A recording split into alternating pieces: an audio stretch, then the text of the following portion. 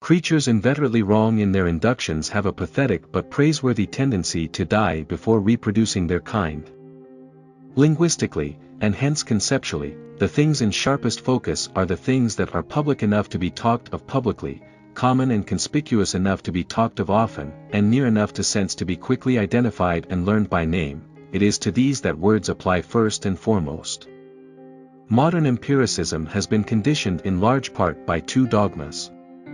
One is a belief in some fundamental cleavage between truths which are analytic, or grounded in meanings independently of matters of fact, and truths which are synthetic, or grounded in fact. The other dogma is reductionism, the belief that each meaningful statement is equivalent to some logical construct upon terms which refer to immediate experience. Both dogmas are ill-founded. One effect of abandoning them is a blurring of the supposed boundary between speculative metaphysics and natural science. The three main medieval points of view regarding universals are designated by historians as realism, conceptualism, and nominalism. Essentially, these same three doctrines reappear in 20th-century surveys of the philosophy of mathematics under the new names logicism, intuitionism, and formalism. Realism, as the word is used in connection with the medieval controversy over universals, is the Platonic doctrine that universals or abstract entities have being independently of the mind may discover them but cannot create them. Logicism, represented by Freya, Russell, Whitehead, Church, and Carnap, condones the use of bound variables to refer to abstract entities known and unknown, specifiable and unspecifiable, indiscriminately. Conceptualism holds that there are universals but they are mind-made. Intuitionism, espoused in modern times in one form or another by Poincaré, Brouwer, Whale, and others, countenances the use of bound variables to refer to abstract entities only when those entities are capable of being cooked up individually from ingredients specified in advance. As Frankl has put it, logicism holds that classes are discovered while intuitionism holds that they are invented, a fair statement indeed of the old opposition between realism and conceptualism.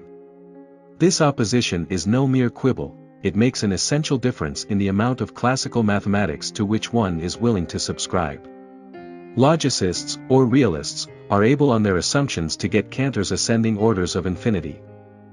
Intuitionists are compelled to stop with the lowest order of infinity, and, as an indirect consequence, to abandon even some of the classical laws of real numbers. The modern controversy between logicism and intuitionism arose, in fact, from disagreements over infinity. Formalism, associated with the name of Hilbert, echoes intuitionism in deploring the logicists' unbridled recourse to universals. But formalism also finds intuitionism unsatisfactory. This could happen for either of two opposite reasons.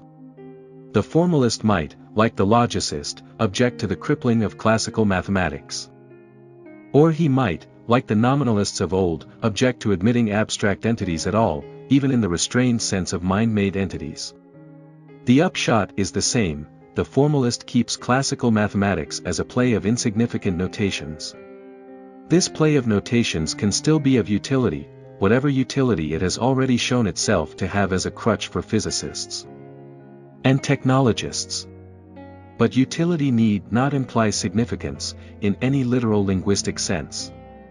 Nor need the marked success of mathematicians in spinning out theorems, and in finding objective bases for agreement with one another's results, imply significance.